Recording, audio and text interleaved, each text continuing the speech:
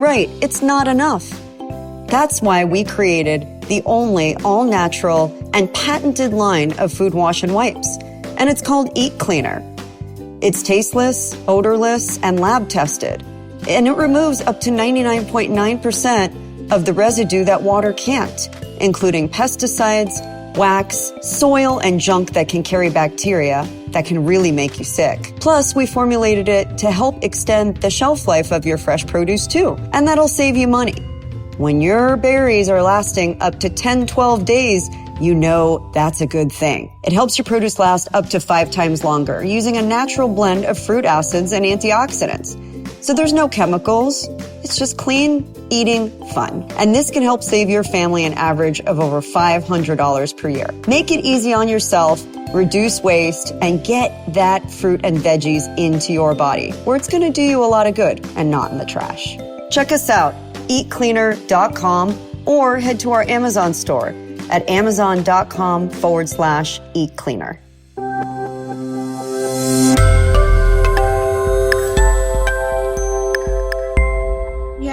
I think it's going to be really different. And I can speak to this in a very direct way because as a Canadian, I actually had Canadian Thanksgiving a month ago. So we're do American Thanksgiving. What date is Canadian Thanksgiving? Oh gosh, it's on a Sunday and it's not always the same date. So it's okay. Third Sunday of October or 2nd or something like that. I'm sorry. Yeah. I do not know. It was last month.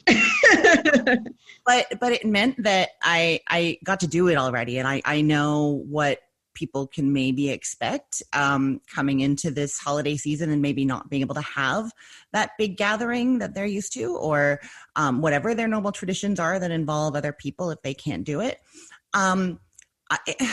It was really actually very sweet. And I'll tell you, the thing that I love the most, normally for a big dinner, like a Thanksgiving dinner, I'm usually in the kitchen by myself or like with my mom or somebody very skilled with me. I don't usually bring my kids into the kitchen for that kind of big dinner. I have they'll set the table or polish the silverware or something, but they're not in there with me. There's too much on my mind. It's kind of more stressful and more involved. But this year there were just 4 of us. It was me, my 2 kids, and my boyfriend. And, my daughter, she was 8. She's 9 now, but she was 8 last month. She was in there with me. I taught her how to make pumpkin pie. She decorated the pies. And I really felt like it was a new experience for me. And I felt very close to her. And I felt like I was able to share more about cooking for this kind of dinner than I normally can when there's tons of people and talking and all sorts of things going on. So I think it's going to be different and it's going to be smaller. But I don't think that means it has to be worse and that there aren't going to be wonderful things that we can celebrate in that space. Yeah, I think there's a lot to be said about the intimacy of the Thanksgiving meal, because at the end of the day, it is about giving thanks and it's about gratitude. And I think sometimes the pressure that we put on ourselves of, quote, performing on Thanksgiving, God forbid something happens where it doesn't turn out well or something gets burned, that gets lifted because we're really focusing on a smaller group. And I think the message is a little bit different. And I think that story is beautiful because kids should be a part of the process. Yeah. There is no better way to teach them this life skill than getting them in the kitchen with you. And I always share with people, even if it's, that maybe they can't wield a knife yet, but they can hit the on button on a food processor or a blender, or they can peel something perhaps, or even just pull ingredients out of the refrigerator for you, and I think getting them involved at that early stage is really important. Do you tend to, being Canadian, this is an adopted holiday for you in a way, because it's celebrated a little bit differently. I remember, I have to share a funny story with you. I grew up in New York and we went to Canada to visit some relatives one Thanksgiving, and there was no Thanksgiving, and I cried the whole day. I was like, Dad, I can't believe we're not going to have turkey. Nobody thought about it. I felt the same way when I first moved to the States, because I didn't have a lot of friends here yet. Facebook was there, but all of my Facebook contacts, everybody was Canadian. They're all celebrating, having dinner, and nobody was celebrating here. It was just, because you don't celebrate Canadian Thanksgiving. Holiday. How is it celebrated in Canada? Just curious. How are the customs different? Okay, it's very similar in ways. So it doesn't have anything to do with first contact, European contact, nothing about that. It's a harvest festival. And it is, so I said Sunday. The technical day is Monday, and Monday is the holiday, but families often do their dinner on the Sunday. I think it's the actual foods that we eat are very similar, except there's less of an emphasis on all the casseroles. This is a funny story, not about me, but my friend Anne had moved to the States briefly when we were in college. And she came back and she said, so I was invited to this Thanksgiving dinner. And I said, what should I bring? And the woman answered, the green bean casserole. And she said, the green bean casserole? And she's like, yeah, the one on the can. And Anne's like, on the can? We just have never heard of it before. And it's just not something we do. I've had it. I like it. It's great, but it's not part of our tradition. We don't do sweet potato casserole. I have had like a mashed yam thing. It's turkey, stuffing, potatoes, gravy. My family does a lot of Ukrainian things with pierogies and cabbage rolls and meatballs, salad, vegetables. And then the different family traditions about giving thanks. My family does go around and say what we're grateful for. And we eat pumpkin pie. Yeah, that's Thanksgiving in Canada. Yeah. Oh, that sounds pretty darn close. Well, and I think you bring up a funny thing that I'm curious about. And I think for everybody listening, I think this is an opportunity for us to like not put so much pressure on ourselves, right? I mean, and I'm not trying to diminish it because Thanksgiving's a whole lot of fun, but it is a meal at the end of the day. And maybe getting to the root of why we celebrate and give thanks should be more of the emphasis. But what do you think about your strategy in terms of preparing the meal? Is it going to be about 8-10 dishes, or is it going to get whittled down? I mean, how do we do that if we've only got like our immediate family coming over because extended family members can't travel or don't want to travel? How do we handle the expectations of maybe, not making too many dishes and honing it down a little? Yeah, I mean, for one thing, I did for a dinner last month, I, for the first time ever, bought a turkey breast instead of a whole turkey. And I brined it, and it was, and I love dark meat. Turkey dark meat is my thing. And I was like, oh, we're having this turkey breast. How is that going to be? Brined it. It was so fantastic. And we got some leftovers, but not a ton. I think there are different ways to scale back. Definitely, not as many dishes. And maybe not as many desserts. We just did one kind of pie. If your family does 3 kinds of pie, scaling that back a little bit. I have a friend who's doing kind of like a virtual traveling potluck with her family. So they're doing their side dishes. So everybody's, I guess, making their own turkey and desserts. And then if you're making a green bean casserole, you're making 3 of them, and you're dropping one off at your mom's and one off at your grandmother's kind of thing. That's cool. So, and picking up their sweet potato casserole to bring back to your house on the way, So a little dish exchange. Yeah, sort of like, and I think of it sort of as like the Christmas cookie exchange. Everybody makes 12 dozen cookies, and then you split them all up, and now you have 12 different kinds instead of one. So that kind of thing might be if your family is in the same area as you are. It won't work if you're far apart. Family or friends. Yeah, for sure. I love that idea. And I think, also for people to not feel so guilty if maybe you make a few dishes and maybe you go to your favorite local restaurant or grocery store that's making sides and pick up a few.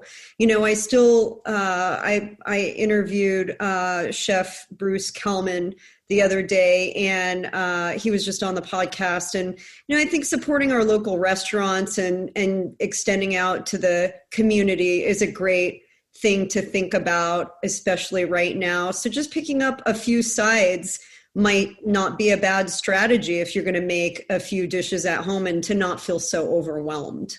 That's a really great idea. I think we do end up in this like homemade, have to make it all ourselves sort of trap. And that's how I usually cook. And so my brain doesn't always even go into what else could I do. Yeah. But there's tons. There's supporting local businesses. There's things like I did a sweet potato casserole photo shoot a few years ago and I didn't make enough. And I ran over to Publix and bought a tub of already mashed sweet potatoes and put marshmallows on top and cooked it. And it was delicious. Like I was like, oh, like, Well, that was easy. Yeah. Yeah. So looking for little tips like that, little tricks that might just ease that pressure and continually, like, being grateful for ourselves, not just for others, being grateful and kind to ourselves at this time. I think we're putting so much pressure on ourselves to just say, wait, I'm grateful that you're even trying. I'm grateful that you got up in this COVID craziness and are making any kind of dinner for your family.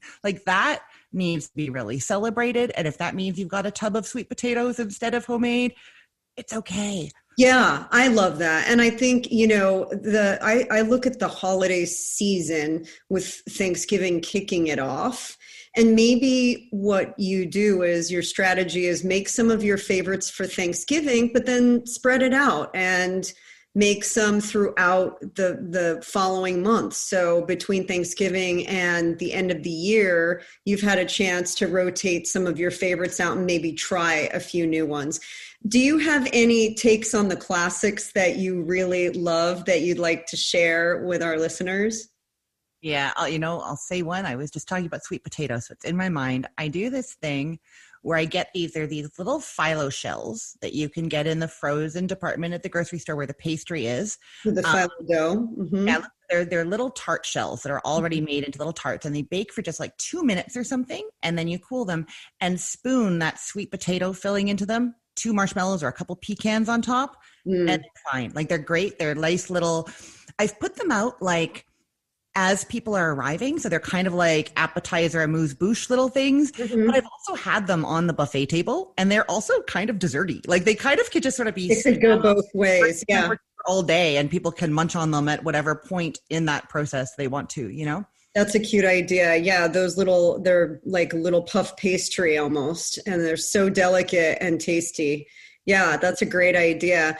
I laughed a little bit at the whole idea of the recipe on the can because I do think, some of our classics are not the healthiest. Mm-hmm. So do you have any suggestions or hacks for people who want to modify maybe their Aunt Patty's apple pie that's got like 500 grams of sugar in it, or butter, that will clog an elephant's arteries? Like, what can we do to make some good smart swaps? Yeah, I think actually in those vegetable side dishes that we in the United States love so much right now, I think that there are lots. So maybe don't use the recipe from the can. That's a can of condensed soup and a can of beans. I have a recipe on one of my sites for a from scratch green bean casserole. And it's, you steam some green beans and then you're making like a lighter sort of bechamel kind of based white sauce, beans, and then topping them with sauteed onions and mushrooms instead of those fried canned mushrooms that are not canned onions that go on that dish normally. Right. So yeah, I think also like just roasting vegetables. You just take Brussels sprouts with a little bit of olive oil and salt and put them in the oven, like 400 for a long time until they're starting to get really dark on the outside. They're like Brussels sprout chips on the outside and like soft mashed Brussels sprout on the inside. And they're so good for you and everybody loves them. You don't have to add bacon and cream and breadcrumbs and the whole bit, Yeah, I think that doing a lot of roasting of vegetables is really simple with a drizzle of some really nice olive oil or coconut oil and just a nice balsamic vinegar. I think those two together with, just a little seasoning and maybe a little lemon, if it makes sense, is just kind of ideal for dressing veggies. And I think as a great substitute for what we would normally use a lot of butter or oil, think about like in baked goods, you can actually swap out butter for pureed beets or applesauce. I mean, simple hacks and simple things that you can swap in for. Even I make a pumpkin pie with tofu, believe it or not. So instead of using like a lot of heavy cream or heavy milks and things like that, you can just use pureed light tofu. And it's so delicious. My pumpkin pie recipe uses evaporated milk, which is strange, but I've made it with the light evaporated milk and it turns out great too. So there's lots of places that you can swap things and they work. I